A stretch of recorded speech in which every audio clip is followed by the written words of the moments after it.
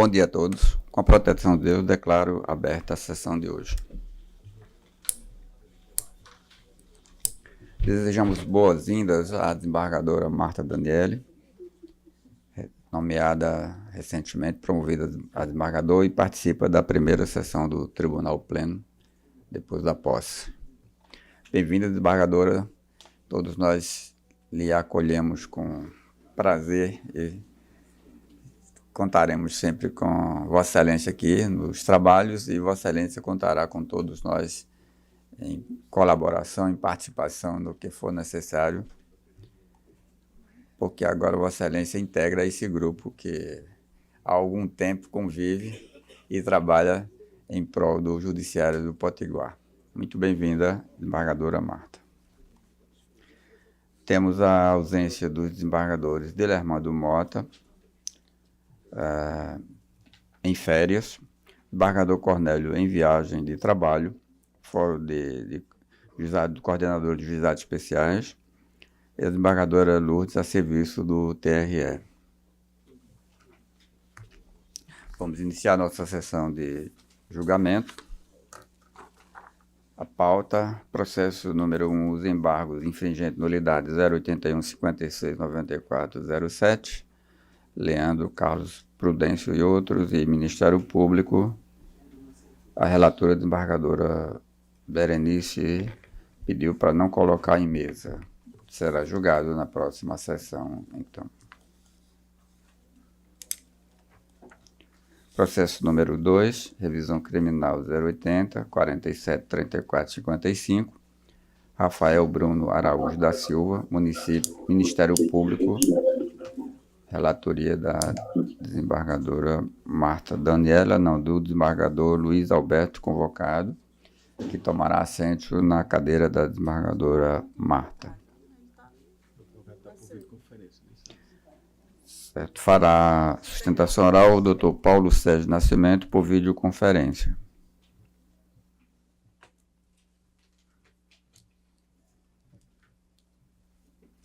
Doutor Paulo está na sala de videoconferência. Bom dia, excelentíssimo senhor presidente, excelentíssimo senhor relator, senhora relatora, excelentíssimas senhoras desembargadoras, desembargadores, procurador de justiça, senhoras e senhores. Excelências, aqui estou em defesa de Rafael Bruno Araújo. Doutor Paulo, Vossa Excelência precisa estar de paletó. Isto é uma sessão de julgamento. Hein? Seu paletó é branco? Desculpa. Desculpa, eu olhei. Tá, desculpa. Então, excelências, como havia dito, aqui estou em defesa de Rafael Bruno Araújo da Silva, condenado a 24 anos, 2 meses e 7 dias de reclusão, pelo crime de latrocínio, e a 2 anos, 11 meses e 12 dias de reclusão pelo crime de formação de quadrilha. Nesta oportunidade, submeteremos à elevada apreciação desse egrégio Tribunal Pleno um pedido que, desde logo, faço questão de destacar: não se confunde com reabertura de discussão probatória, não se confunde com reavaliação de fatos já julgados, muito menos com a tentativa de transformar essa revisão em uma segunda apelação. O que se busca aqui, excelências, é simples e objetivo. Que decorreu da omissão tanto da sentença quanto do acórdão que a confirmou, os quais deixaram de aplicar os dispositivos expressos no Código Penal, especialmente os parágrafos 1º e 2º do artigo 29, que trata da cooperação dolosamente distinta e da participação de menor importância. Inicialmente, a douta Procuradoria de Justiça manifestou pelo não conhecimento desta revisão, sustentando que estaríamos buscando rediscutir o mérito. Como já disse, com toda a máxima vênia, não é isso que nós estamos pedindo. Nós não estamos a reabrir fatos. Nós estamos aqui também para não estamos para reavaliar provas. O que se pleiteia aqui é de natureza estritamente jurídica. Nós estamos buscando a correta aplicação da lei penal a fatos já consolidados no processo. Porque tanto a sentença quanto o acórdão que a confirmou, ignoraram comandos expressos do Código Penal que serve justamente para modular a responsabilidade de partícipes, como dispõe os parágrafos 1º e 2º do artigo 29 do Código Penal. Então, é exatamente para essas hipóteses que o legislador previu a revisão criminal no artigo 621, inciso 1 do Código de Processo Penal. Qual seja, quando a condenação contrariar o texto expresso da lei penal ou a evidência dos autos. Portanto, aqui buscamos, excelências, corrigir a injustiça jurídica, restaurando a legalidade e a proporcionalidade da pena aplicada. Permitam-me fazer uma breve contextualização dos fatos. No dia 11 de março de 2011, o policial civil Sidney Alves Lucas realizou um saque de R$ 11.400 numa agência do Banco do Brasil. Dentro dessa agência, estava lá Rafael Bruno e Miriam. Eles apenas observaram a movimentação e passavam essa informação a quem estava do lado de fora da agência. Do lado de fora se encontrava Tarcísio e Jesualdo. Esses, sim, executores diretos da ação. A vítima sacou aquela importância, saiu da agência bancária, se dirigiu até sua residência, e lá na sua residência que ela foi abordada por Tarcísio, que armado anunciou aquele assalto. O policial reagiu e Tarcísio disparou tiros fatais, vindo a ceifar a vida desse agente público. Aqui está a diferença fundamental, excelência, que não pode ser ignorada. Rafael Bruno não esteve na cena da execução, não abordou a vítima, não portou arma, não disparou, não perseguiu, não intimidou, sua atuação se encerrou dentro do banco ao observar o saque. É importante dizer também que a defesa não está tentando minimizar a gravidade de um crime que ceifou a vida do agente público, porque isso, de fato, é de uma gravidade extrema. Mas também é indispensável que se faça a individualização das condutas para a tipificação que ela seja ajustada na sua totalidade, permitindo a correta aplicação de atenuantes, agravantes, causa de aumento ou diminuição de pena. E é sobre essa moldura fática que se pede a aplicação da lei penal de forma correta e proporcional. Excelências, diante dessa situação, a defesa roga a observância do parágrafo 2º do artigo 29 do Código Penal, que é cristalino ao dizer que o agente que quis participar de crime menos grave seria aplicada a pena deste, aumentar até a metade, será previsível o resultado mais grave. Os autos mostram, Rafael Bruno quis participar de um roubo, de um crime patrimonial, jamais de um latrocínio. Sua atuação encerrou-se dentro da agência bancária, não esteve na cena de violência, não abordou a vítima, não portou arma, não disparou, não há qualquer prova do dolo desse agente ao dolo homicida. Ele não prestou auxílio material, não influenciou no resultado do desfecho do caso. Ele ficou estacionado em um local distante, e é isso, excelência, que nós temos a dizer. A previsibilidade, ela não pode ser confundida com o dolo. A possibilidade de que um assalto termine em morte não autoriza, sob a dogmática penal, a imputação do mesmo dolo homicida a quem jamais aderiu a esse resultado. Punir o revisionando com a mesma severidade de quem atirou é confundir a causalidade com vontade, previsibilidade com intenção, resultado com adesão subjetiva. Então, diante disso, é que se pede o reconhecimento da cooperação dolosa distinta com a desclassificação da condenação de latrocínio para roubo circunstanciado, qualificado pelo concurso de agentes pelo emprego de arma de fogo, na forma do 157, parágrafo 2º, incisos 1 e 2 do Código Penal, vigente à época. Caso não seja o entendimento de Vossa Excelência, requer-se o reconhecimento da participação de menor importância prevista no parágrafo 1º do artigo 29. A conduta de Rafael Bruno foi lateral, ela foi periférica, sem relevância causal para o resultado morte. Ele não esteve presente na cena do crime, não abordou, não portou arma, não disparou, não perseguiu. A própria sentença também deixou claro que Rafael Bruno não exerceu liderança e nem domínio do fato. Por isso, a medida de justiça reconhecer sua participação de menor importância com a redução da pena em 1/3. Já finalizando, senhores e senhoras embargadores, peço a vossas excelências que façam justiça penal não nivelando conduta desiguais. A justiça se faz individualizando a responsabilidade. Não é justo nem é proporcional aplicar a mesma pena a quem só observou um saque na agência bancária.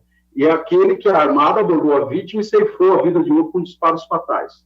O que se pede com toda reverência é simples. Está na lei corrigir a tipificação, aplicar integralmente o Código Penal e reconhecer a medida exata da culpabilidade de Rafael Bruno Araújo da Silva. É isso, excelências, que se espera desse egrégio pleno, que se faça justiça proporcional, restaurando a correta aplicação da lei com equilíbrio, humanidade e fidelidade ao direito. Muito obrigado. O voto do relator por julgar improcedente a pretensão revisional, decisão à unanimidade. O número 3, ação rescisória 080, 82, 81, 74. Luzinete Batista Bento e município de Natal. A relatoria também do Dr. Luiz Alberto. Está escrito para sustentação oral o Dr. Manuel Procópio de Moura. Moura Neto. Cumprimento o senhor presidente, uma pessoa em que cumprimento os demais presentes, em especial a nova desembargadora. E, excelentíssimos, trata-se aqui de uma ação rescisória, buscando alcançar a anulação de um leilão e de todos os atos lançados contra o direito de propriedade sobre o imóvel pertencente a dona Luzinete Batista, uma senhora idosa de 72 anos, aposentada, e hoje trabalha, vamos dizer, como cuidadora da própria mãe, de 96 anos, né, na sua residência. E eu quero esclarecer, desde esse preâmbulo, que o imóvel levado à haste pública, na realidade, é parte de um imóvel principal pertencente à requerente. Essa rescisória vai contra esse acórdão proferido na apelação, julgado na 2ª Câmara Civil, que recorria de decisão prolatada numa ação de primeira instância que visava já a anulação do leilão e foi promovido contra o município de Natal. Reitero que o imóvel ao qual recaiu a penhora e posteriormente foi levado a leilão é de propriedade da requerente. A ação de execução fiscal ocorreu em desfavor da locatária do imóvel pertencente à dona Luzinete. Em consequência, ocorreu sob sua revelia completa e culminou com a condenação e a perda do bem através do leilão. Quando dona Luzinete tomou conhecimento da existência desse leilão, que estava designado para novembro de 2018, apresentou os embargos, mas o juízo só se manifestou após ter ocorrido o leilão. E isso gerou todo o problema do imóvel ter sido retirado em asta pública, ter sido arrematado e a pessoa ter sido demitida na posse. Dona Luzinete não foi sequer citada na referida execução, mesmo sendo a proprietária de fato direito do bem levado a leilão, como comprova as certidões do cartório da circunscrição de registro imobiliário do imóvel dela. Então, quando ela se viu diante disso, ela procurou a própria CEMUT, Natal, onde houve um processo do contencioso administrativo que terminou por reconhecer que a inscrição do outro imóvel, que fazia parte do imóvel total dela, que era pago já o IPTU, tinha sido levada à asta pública, só que aí já como o direito de cobrar o IPTU, ele incide sobre o imóvel, né, e não relativo à pessoa, aquele imóvel do qual se ficou atrasado o IPTU é levado à asta pública e se a pessoa não se manifestar, ela pode perder o bem. Então, o que acontece? Essa dívida era inexequível, visto que quando a gente foi buscar informações sobre esse problema, a gente verificou que existiam 2 inscrições dentro do mesmo imóvel. Melhor dizendo, todos os impostos relacionados ao imóvel pertencente à dona Luzinete eram quitados. E o imóvel que foi feito com essa inscrição indevida, que era dentro desse que já estava quitado, é que estava sendo executado. E foi levado à asta pública. Então, todas as ações que tramitavam relacionadas à cobrança de débito, relacionada à inscrição, onde está encravado o bem penhorado, foram extintas. após Dona Luzinete apresentar as provas obtidas. E se encontram nesses autos. Os documentos juntados tratam-se de fatos novos, que foram conhecidos somente após a penhora do bem. A CEMUT cobrou indevidamente o IPTU em duplicidade sobre o imóvel, visto que procedeu um cadastro imobiliário à parte de uma área onde o IPTU sempre foi recolhido.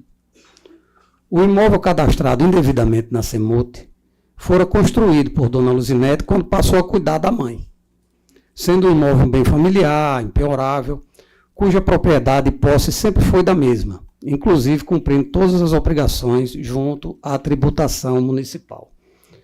A empresa que alugou o imóvel conseguiu indevidamente realizar um cadastro no seu CNPJ junto à CEMUT, sem a redução da área. Ocorre que a empresa nunca cumpriu com o pagamento dos IPTUs, gerando o débito ensejador de todo o problema que culminou com a perda do imóvel.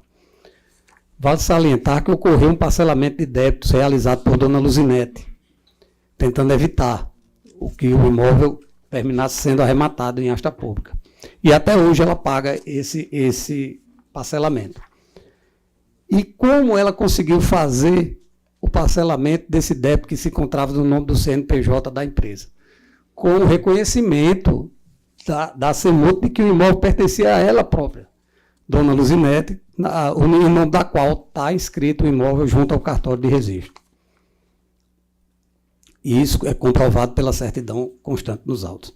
A CDA, a certidão da dívida ativa, utilizada como argumento para a penhora do imóvel, né, e do início de todo o processo, já nasceu nula, visto que sob a área total, repito, né, onde se encontrava o imóvel, o IPTU se encontrava sem qualquer execução e devidamente pago por Dona Luzinete.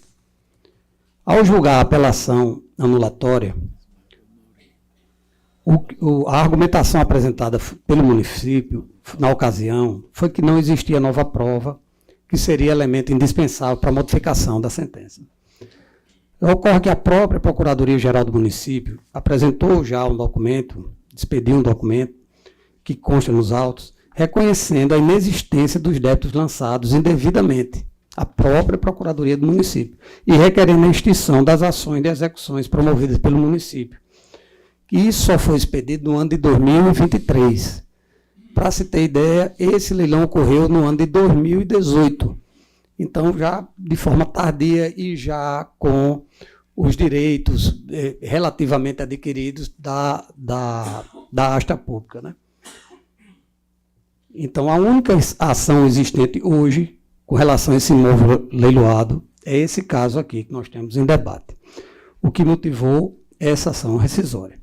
Houve a cobrança indevida, posteriormente houve um processo administrativo sem citação da proprietária, houve um processo judicial de cobrança sem a citação da proprietária e, no final, o patrimônio de Dona Luzinete foi levado a leilão por uma dívida inexistente, visto que o IPTU da área total, onde esse imóvel está encravado, estava sendo devidamente pago. Então, Dona Luzinete, mesmo demonstrando toda a situação e o prejuízo que vem sofrendo há tantos anos, não conseguiu encontrar ainda o acolhimento no judiciário. Ela não teria, pelos argumentos da prefeitura, justificado o que consistiria um erro de fato. O erro de fato consiste em ter seu imóvel esbulhado com a conivência do município e os erros graves que levaram parte de seu imóvel a leilão, emitindo na posse uma pessoa estranha na sua propriedade legítima. De salientar também, excelências, isso aqui eu achei, de que nessa edificação que foi levada à asta pública, foi arrematada e foi emitida na posse do arrematante, existe um apartamento que ela fez para o filho que tem esse domicílio nesse apartamento aqui em Natal e tem domicílio também na cidade de Apodi. Então, curiosamente, o arrematante que se emitiu na posse do bem, ele não se emitiu na posse desse apartamento que está dentro desse imóvel que ele arrematou, que seria um direito dele, vamos dizer, legal, por ter arrematado em asta pública o bem. Então, quer dizer, até para o arrematante, ele vê que a condição desse imóvel, que foi levado a leilão, é uma condição precária. porque ele nunca impediu que a pessoa, o filho de Dona Luzinete, utilizasse esse apartamento que é dentro do próprio imóvel que foi arrematado. Eu acho importante isso. O arrematante foi citado para se manifestar, né? Foi devidamente intimado, mas não se pronunciou nesses autos. O município de Natal continuou com o argumento de que não haveria nova prova, e inclusive nós já falamos aqui sobre o documento exarado pela própria Procuradoria do município, reconhecendo que o imóvel pertence à Dona Luzinete. Então, essa inscrição que a empresa, que era a locatária do bem, né, do imóvel que foi levado a leilão, não era proprietária, não deveria ter realizado esse cadastro imobiliário na CEMUT, que culminou, e sem pagar o IPTU, que culminou com o imóvel sendo levado à execução. E preciso dizer também, o arrematante, ele se emitiu na posse do imóvel, porém, ele não utiliza o imóvel também. Então, quer dizer, ele sente que essa situação deve se reverter em favor de Dona Luzinete. Inclusive, não se manifestou. Então, pronto, eu gostaria também de aqui reiterar os pedidos constantes na inicial, a procedência dessa ação, rescindindo-se o acordo prolatado e a prolatação de novo julgamento, nos termos do artigo 968 do Código de Processo Civil. Há nos autos prova de todo o alegado e confio no deferimento. Obrigado a todos. Bom dia. Bom dia. O relator vota pela improcedência da pretensão. Ainda não consta o registro do voto do desembargador Cláudio. Eu vou pedir vista, senhor presidente, um esclarecimento de fato com o advogado. O arrematante está de posse do imóvel? Eu olhei aqui na petição. O arrematante, ele se emitiu na posse do imóvel com o oficial de justiça. Efetivamente. Não, efetivamente não. Ok. E o filho de Dona Luzinete, perdão, está complementando, continua utilizando o apartamento dentro do prédio. Eu vi aí, Vossa Excelência disse isso aí já. Eu vou pedir vista do processo. Dentro daquele espírito da oportunidade de fazer justiça na rescisória. O processo com vista ao desembargador Cláudio. Os demais já manifestaram voto, mas poderão rever na continuidade do julgamento. Os processos número 4 e 5 não estão aptos a julgamento. O 4 houve pedido de destaque pelo desembargador Cornélio e o 5º, o desembargador Rebouças, pediu para retirar de pauta para reexame. Concluímos nossos julgamentos jurisdicionais, passamos para a ordem administrativa.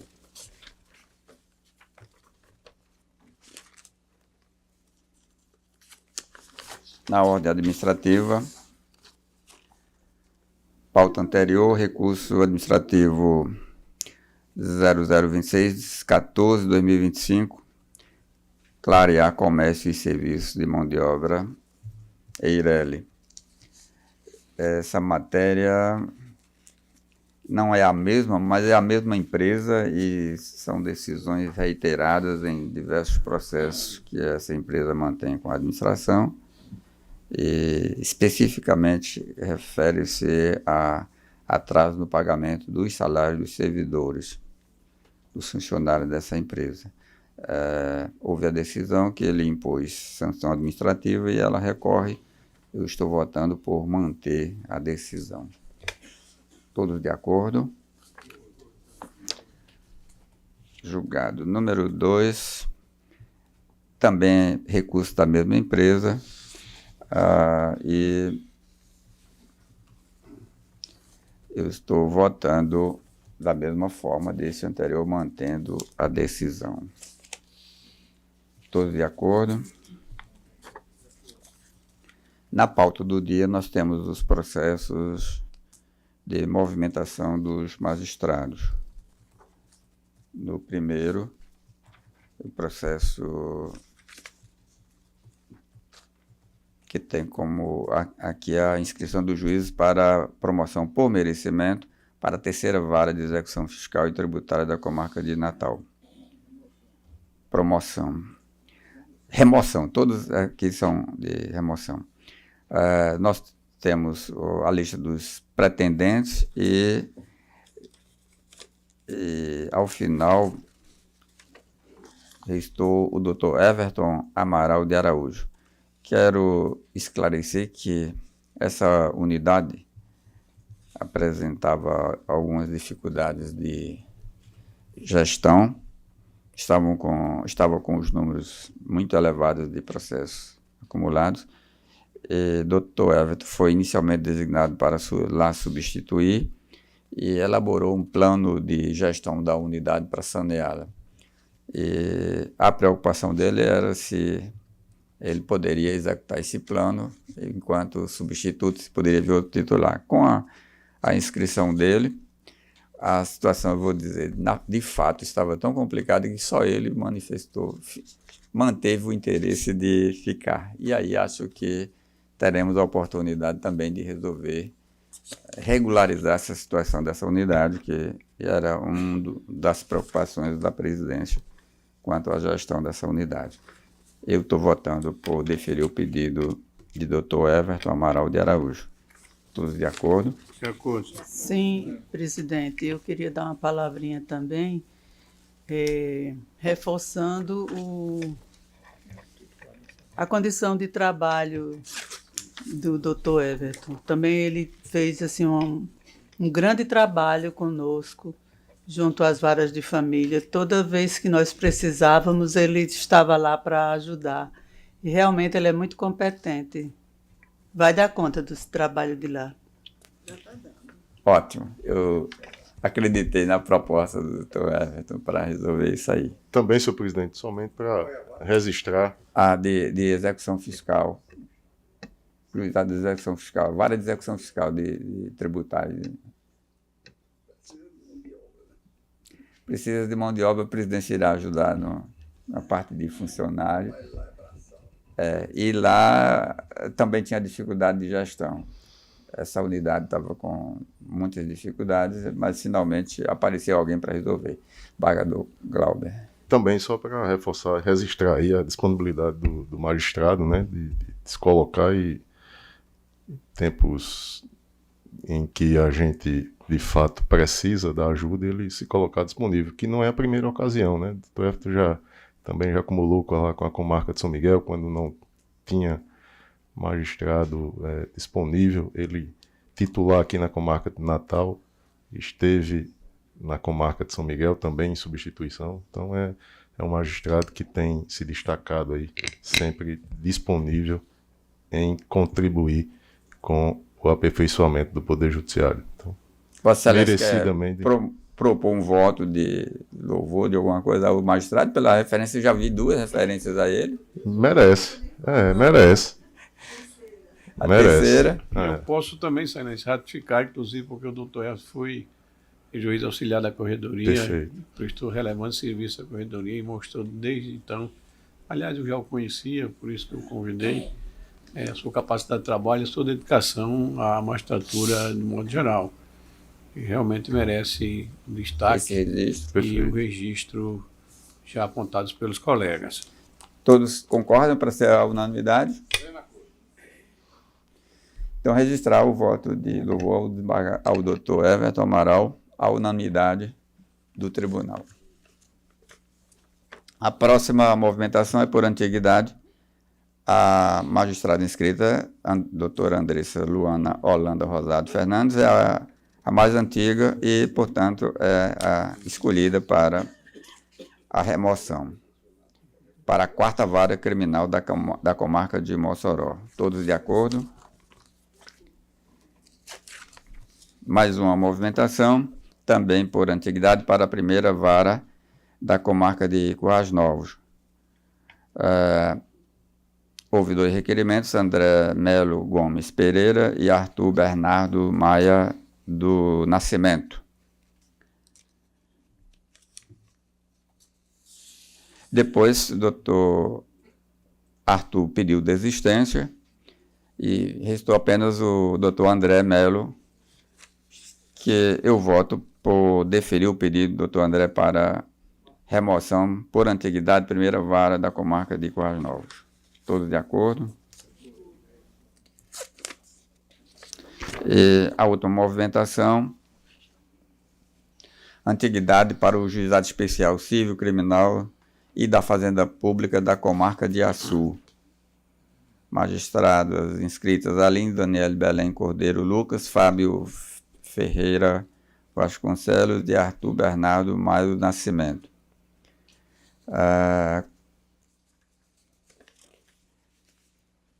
Na apuração dos critérios de antiguidade, a doutora Aline Daniela Belém Cordeiro Lucas obteve a escolha por antiguidade.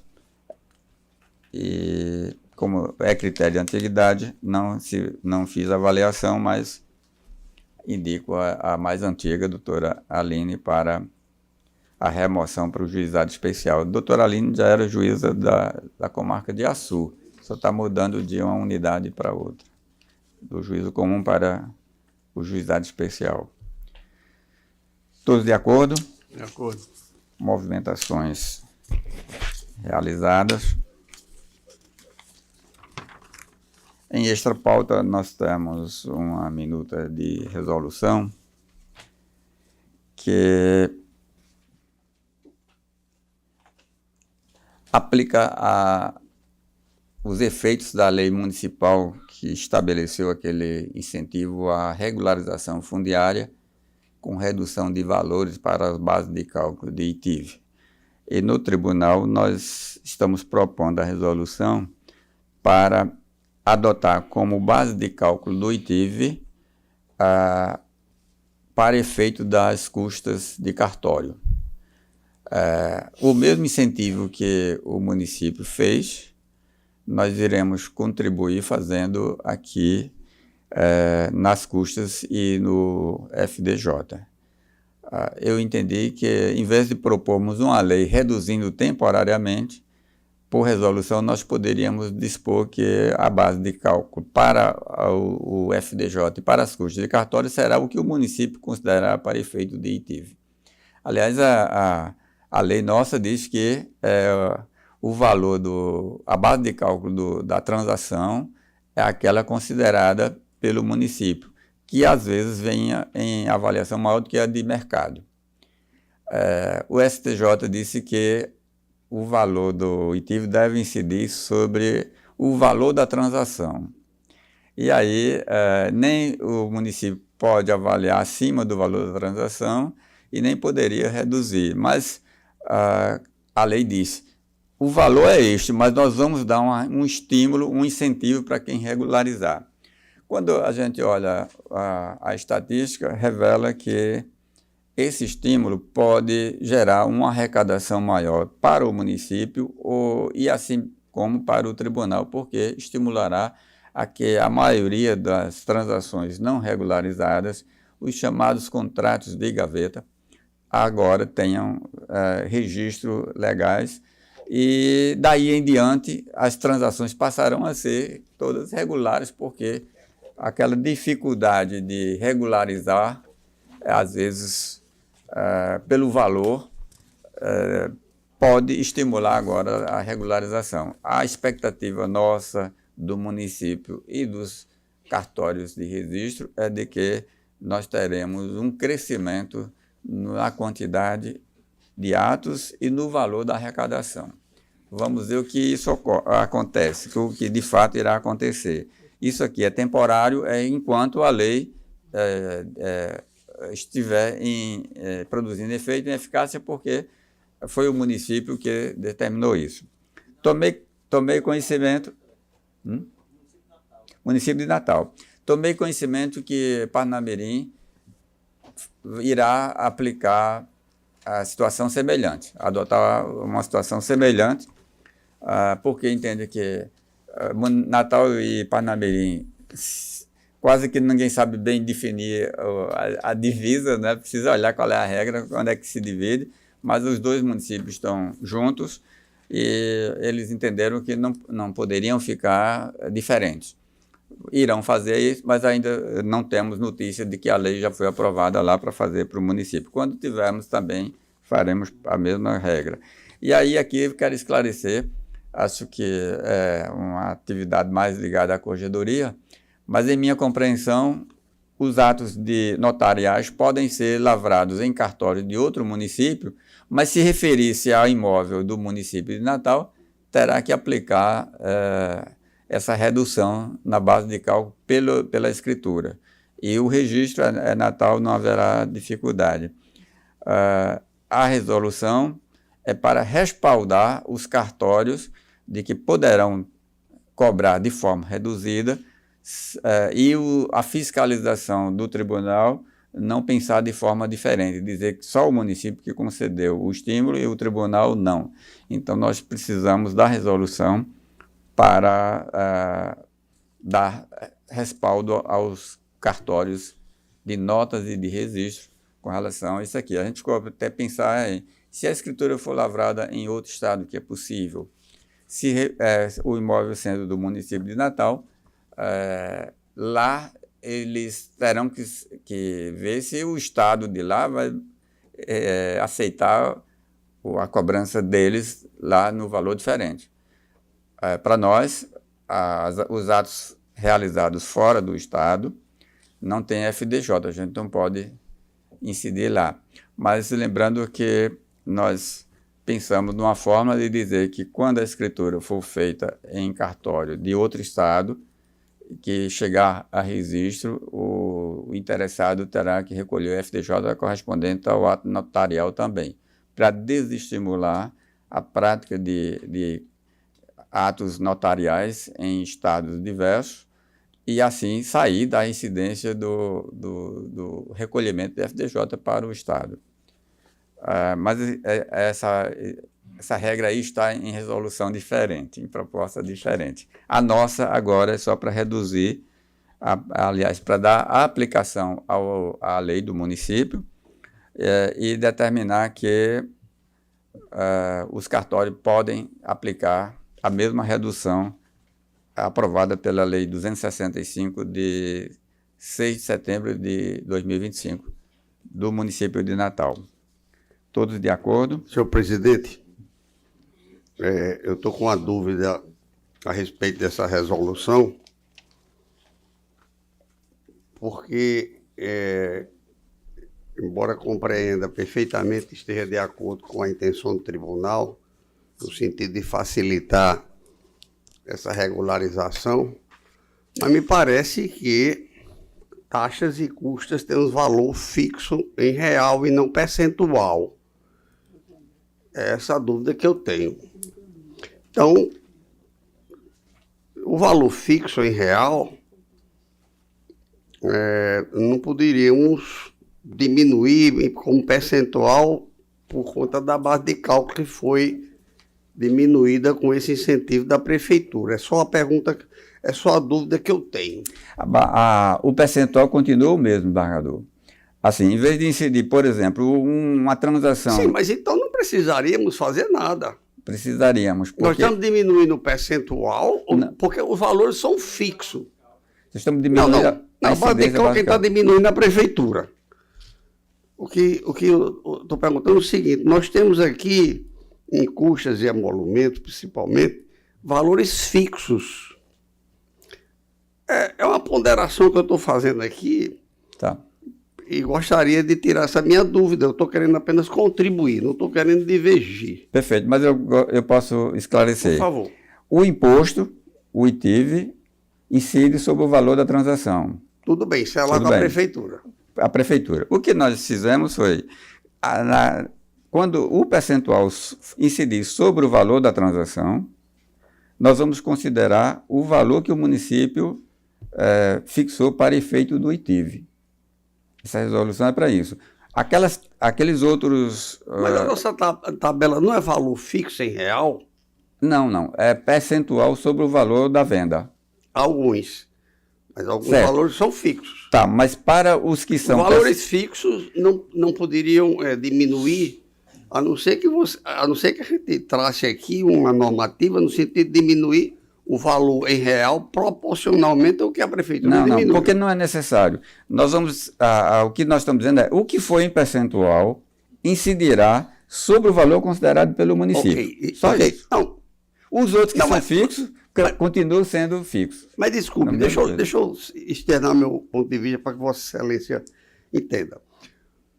O que nos cabe e está tratado em percentual, que é de competência do tribunal, baixou a base de cálculo lá, não importa, escute, não importa para a gente fazer nada. Não. Em vez de R$1.000, a prefeitura dando 50%, nós cobramos 5%, agora é 500, em vez de ser R$500, seria 250. Perfeito. Ok, não precisava que nós fizéssemos nada. Agora, os valores fixos, ou seja, determinado procedimento custa R$750, eu não sei como nós vamos poder adequar através do que está normatizado aqui. Essa é a minha única dúvida. Essa resolução não altera isso aí, não, desembargador. Isso aqui é destinado apenas aos cartórios para dizer você pode aplicar o FDJ em percentual sobre o valor que o município está considerando, para que eles não digam, o município deu o desconto, mas nós não vamos dar, porque eu vou cobrar sobre o valor cheio. Se era 100 mil, eu vou cobrar sobre 100 mil.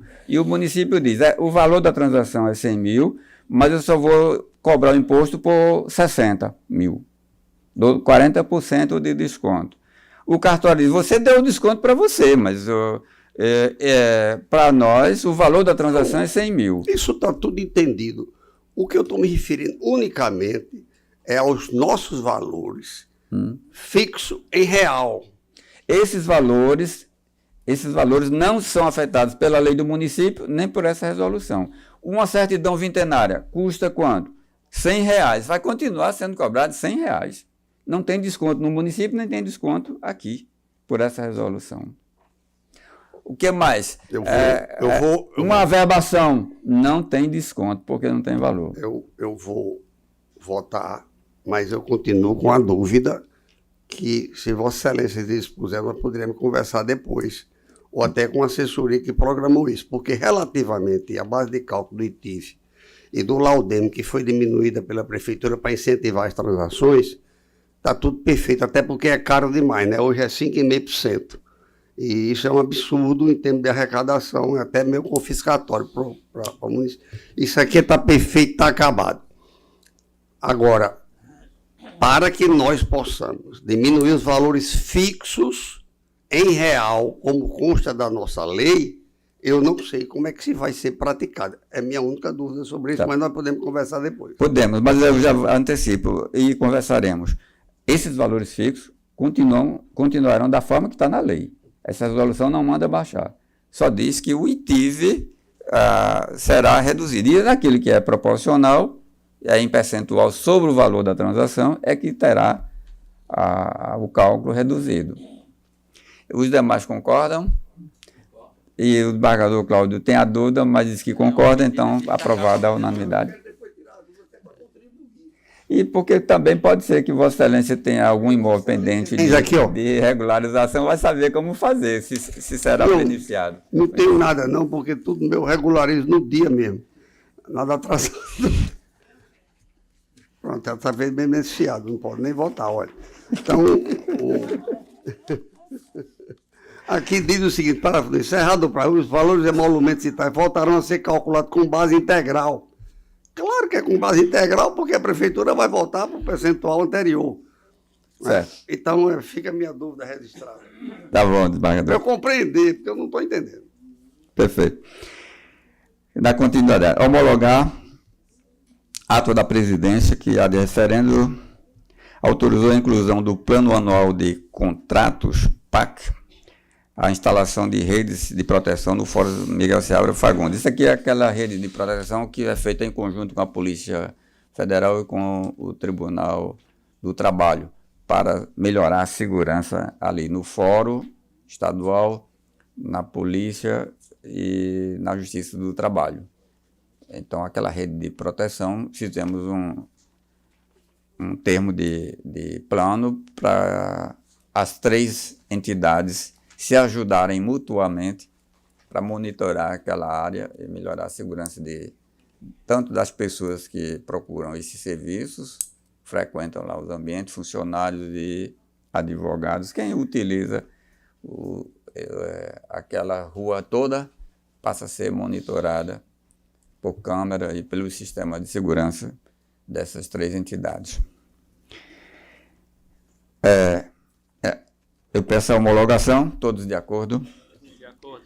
O 9, homologar também ato da presidência que autorizou o desembargador Amaury a ficar afastado de suas funções nos dias 8, 9 e 10 de setembro, por orientação médica. Todos de acordo? De acordo, excelência. Autorizar o desembargador Saraiva a se ausentar do Estado nos dias 5 a 9 de novembro, a fim de participar do encontro de colégios de ouvidores do Poder Judiciário na cidade de Manaus. Estou autorizando, de acordo, todos. Aqui nós precisamos de escolher a diretora da revista, como a direção da revista era de desembargador Expedito, depois passou para a desembargadora Lourdes, e a desembargadora Lourdes alegou que estavam com muito trabalho, muitas atribuições, propôs passar para a desembargadora Marta. Eu pergunto à desembargadora Marta se ela aceita ser a diretora da revista. Sim, senhor presidente. Missão aceita. Então, eu designo a desembargadora Marta, todos de acordo? Muito bem. Temos, por último, eu distribuí cópia do anteprojeto de lei para análise da matéria. E depois, oportunamente, a gente irá debater. Eu peço ajuda, estou precisando de ajuda de todos, porque é um plano de incentivo à aposentadoria voluntária. E essa proposta pode ser ajustada, ali é uma ideia inicial, toda ideia inicial precisa ser melhorada. Nós não temos certeza do que poderá ocorrer. Nós temos 275 funcionários, analistas judiciários e oficiais de justiça, com tempo de serviço e idade para aposentadoria. Pegamos quem recebe abono de permanência, são esses funcionários. E, às vezes, o funcionário tem vontade de se aposentar e não o faz porque terá redução de remuneração. Sabemos disso. Então, nós pensamos em um plano que pudesse estimular a esse pedido de aposentadoria com uma forma de indenizar algumas parcelas, e a substituição desses servidores que aderirem a esse plano será feita pelos servidores concursados que, por não terem incorporado as vantagens que os antigos já fizeram, o custo para o tribunal será menor. O dos ativos, este pessoal, é maior do que dos novos que forem contratados em substituição.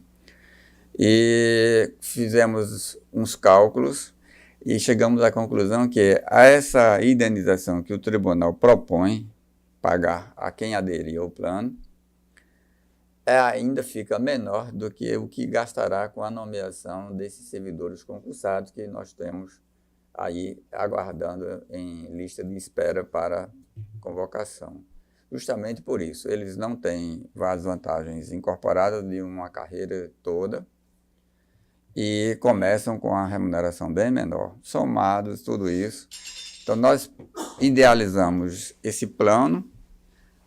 Obviamente que os colegas irão olhar e pensar se há alguma melhoria nele, alguma coisa que pode ser ajustada ou modificada para aprovação. A ideia nós vamos aprovar isso aí, mandar para a Assembleia. Aprovada a ideia, nós vamos propor inicialmente um edital, por exemplo, para 20 pessoas, para ver se há de fato interesse. A adesão do plano por 20 pessoas ou por mais de 20, se passar, abre-se um outro edital propondo nova nomeação. As indenizações, a gente pensou, está dito aí, por exemplo, o auxílio alimentação que os servidores recebem, eles continuarão recebendo por um período. Será indenizado o correspondente a um determinado período, no máximo de 6 anos. O tribunal pagará em 2 anos isso aí, que é justamente o que economizará com o pagamento de servidores. O problema que eu vi sai do âmbito do tribunal para o âmbito da Previdência. Porque, por exemplo, 50 ou não sei quantos servidores aderirão ao plano, passarão a receber pela Previdência. Com isto, o que nós não pagamos, deixamos de pagar com a aposentadoria, que iremos pagar por indenização.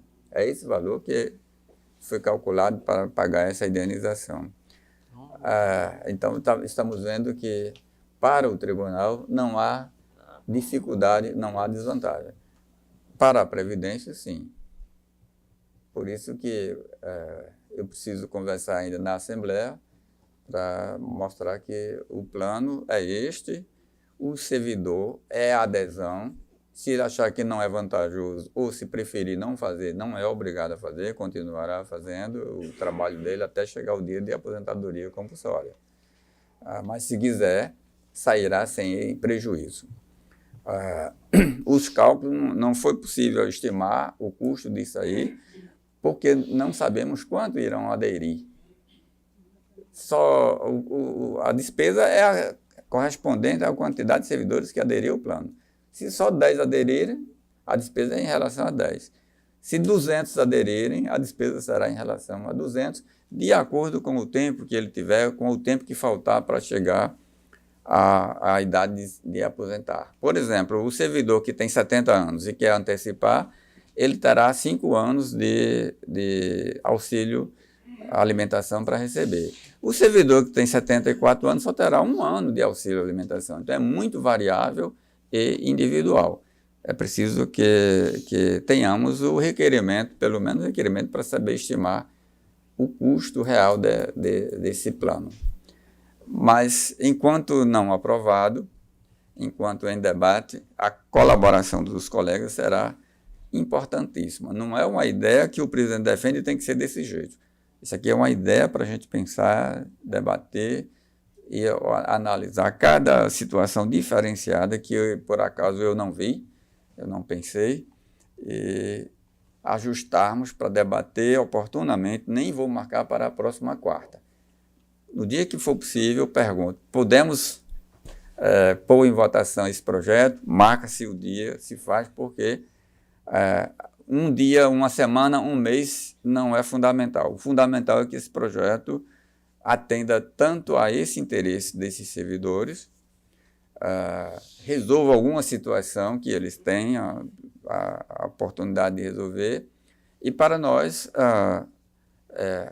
mudar esse perfil aqui e dizer, olha, agora nós vamos ser funcionários num momento de carreira inicial que pode também prestar o serviço com um custo menor para a administração. Essa é a proposta. Então, distribuir para os colegas e aguardaremos as sugestões para melhorar essa ideia. E depois votaremos. Passamos às propostas e sugestões. Eu tenho aqui a comemoração pelo 1º ano de posse da desembargadora Sandra Elali, dia 12 deste mês. Ocorreu dia 12 deste mês, 1 ano de desembargadora. Parabéns, viu? Olha aí o que Vossa Excelência já fez em 1 ano. Dizer, trabalhou por 4. Olha aí. Ótimo. Temos também congratulações pelos 45 anos de magistratura do jovem desembargador Saravia Sobrinho, que será no dia 22, próxima semana. 45 anos de desembargador Saravia. É uma longa história, sabe? Não, é o tempo de serviço, a idade é um pouquinho menos, ou um pouquinho mais.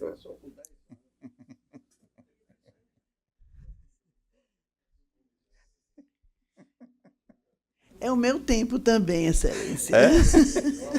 Vossa Excelência completará os 45 também no dia... Em outubro. Em outubro, tá. Eu fui a última a assumir. Tá. Desembargador Amauri, propostas, considerações? Não tenho, senhor presidente, a não ser me associar E eu faço com muita alegria a proposição de Vossa Excelência, pelas boas-vindas da embaixadora Marta Daniele, que já integra a Câmara, né, a primeira Câmara, e agora a primeira vez no nosso plenário.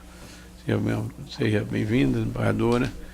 Tenho certeza que Vossa Excelência saberá, aliás, como já o fez na terceira Câmara, né, que participou lá de 2 anos junto conosco, vem, sem dúvida, somar e acrescentar e engrandecer a nossa Corte de Justiça.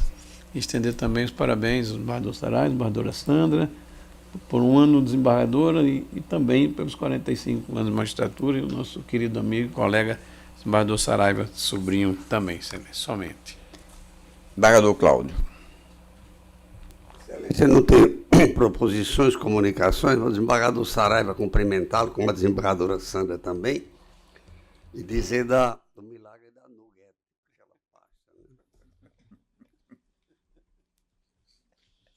Embaixador Rebouças. Me acostar às propostas já feitas, e parabenizar os colegas e dar boas-vindas à desembargadora Marta, que seja sempre bem-vinda, que Deus te ilumine nessas novas atribuições.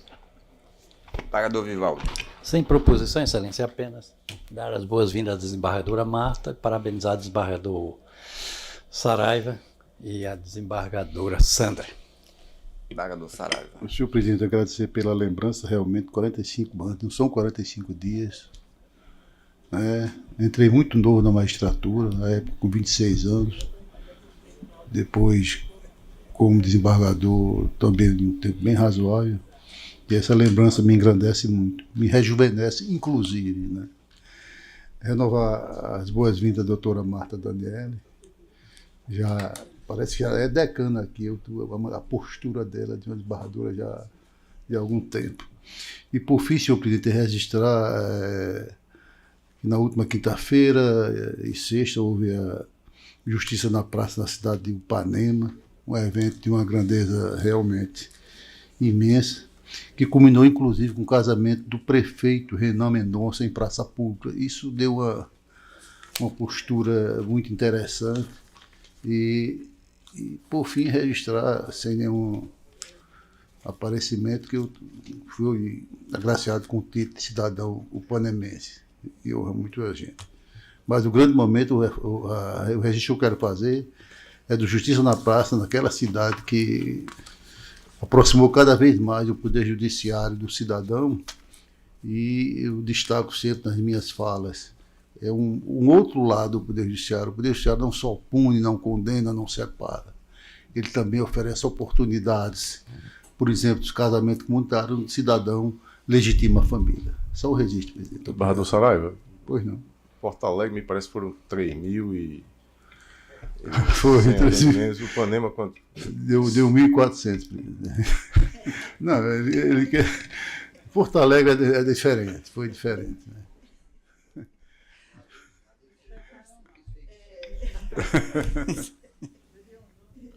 A gente depois vai ver quem foi que incentivou, contribuiu para esse incentivo de dar essa diferença de número, né?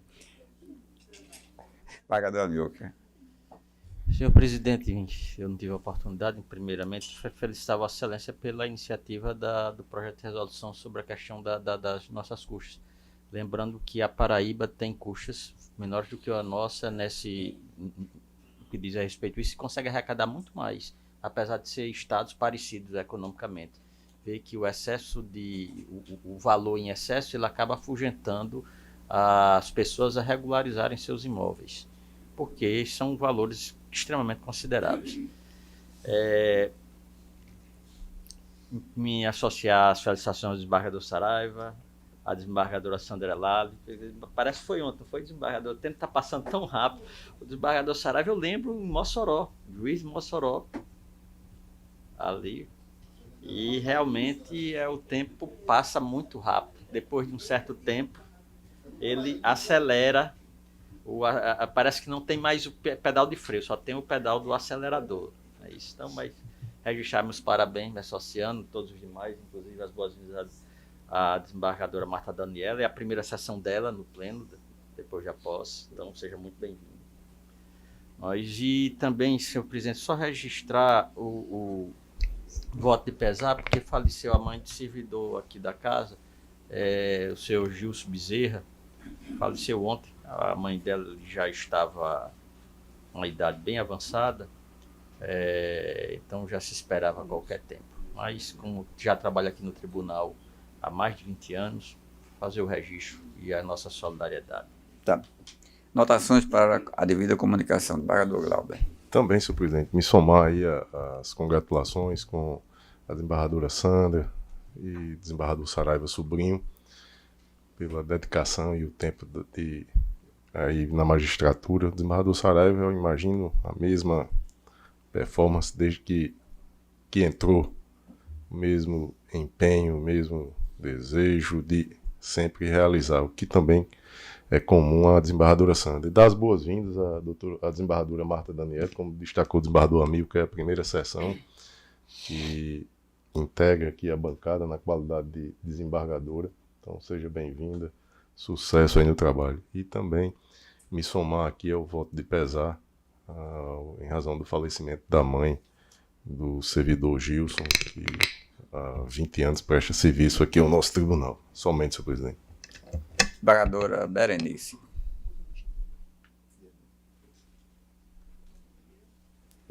Em homenagem a... você falou em galã, foi? Essa palavra? Alguém falou de Saraiva com essa palavra? Novinho, alguma coisa assim? Ah, sim. Eu entendi isso, por isso que eu mandei uma foto para vocês. 2, aliás. Está no nosso grupo. Também quero me associar às moções de congratulações para a Saraiva, para a doutora Sandra, e o acolhimento à doutora Marta Daniela, que ela seja muito feliz aqui, que a gente fazendo o que quer, sempre a gente está mais feliz. Muito obrigada. Desembargador Ricardo. Senhor presidente, também só me associar às congratulações de Vossa Excelência, aos nossos colegas, desembargador Saraiva, com esse tempo todo de magistratura, nos auxiliando com a sua experiência. Desembargadora Sandra, já há 1 ano, né, nós dois aqui chegamos juntos, é sempre uma alegria. E, finalmente, a colega Marta Daniele, desembargadora Marta, que tem a sua primeira sessão no Pleno. Nós somos do mesmo concurso e, ao longo desses mais de 30 anos, estreitamos os laços de amizade. É uma alegria tê-la ao meu lado na bancada. Desembargadora Sandra. Também, Excelência, me associo às proposições já feitas, agradeço os votos que me foram formulados e, especialmente, cumprimentar o desembargador Saraiva e a desembargadora Marta, desejando muito sucesso e felicidade. Desembargadora Marta. Bem, inicialmente eu quero cumprimentar o desembargador Saraiva Sobrinho e a desembargadora Sandra Lali pelo tempo de magistratura aqui destacado, né? 1 ano da desembargadora Sandra aqui na 2ª instância e os 45 anos de magistratura do desembargador Saraiva. Então, meus cumprimentos aos dois. Também me aderi ao voto de pesar lançado pelo desembargador Amilcar, em razão do falecimento da mãe de um servidor. E, por último, não posso deixar de fazê-lo, agradecer, como eu tenho feito desde quando cheguei aqui. Me sinto muito bem acolhida, me sinto bem-vinda a esta casa. Então, o meu agradecimento novamente, mas eu acho que o melhor agradecimento, e isso eu disse na minha posse, reafirmando o compromisso com a jurisdição, ou seja, com o trabalho, que todos nós conhecemos, e também colaborando nas missões institucionais que forem necessárias. Estou aqui observando e aprendendo, e podem contar comigo.